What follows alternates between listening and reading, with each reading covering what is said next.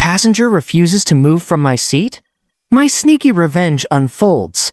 Last week, I took a late evening flight from Athens to London after visiting relatives, and I was completely exhausted by the time I boarded. I chose a window seat so I could lean my head against the fuselage and drift off to sleep. The plane was full, and overhead bins were slammed as passengers squeezed into their spots. When I reached my row, I found a guy wearing oversized noise-canceling headphones in my window seat. I told him he was in my seat, but he stared ahead without reaction. Assuming the headphones blocked my voice, I tapped him gently on the shoulder, but he did not acknowledge me. Even after a second tap, he stayed rigid, and I realized he was awake yet ignoring me. Deciding to avoid drama, I slid into the middle seat beside him, and felt my frustration simmer as I muttered under my breath. A few minutes later, a young woman settled into the aisle seat beside me with a friendly smile and began chatting. She explained that her friend Kelly was booked in the window seat in the row behind us and asked if I would swap so they could sit together. I agreed without hesitation and noticed Kelly was a plus-size woman with a warm laugh. As I rose to move, I caught the headphone passenger turning around in alarm and shooting me a pleading look that begged, "Please do not do this."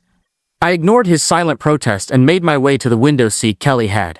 I spent most of the flight with my eyes closed trying to squeeze in some rest, but occasionally opened one eye to check the scene ahead.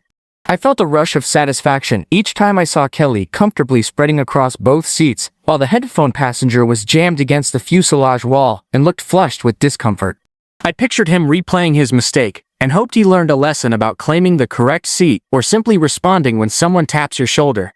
In the end, I leaned back grinning to myself, content that I had quietly exacted my revenge without causing a big scene.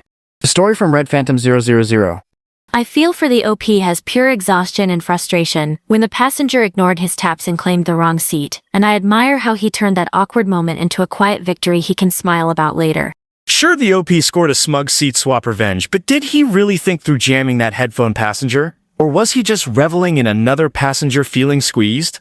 Girl, the OP pulled a seat swap heist harder than a heist movie and left the headphone guy squeezed like a sardine jammed in the wall while he lounged behind his plus-size pal like a boss.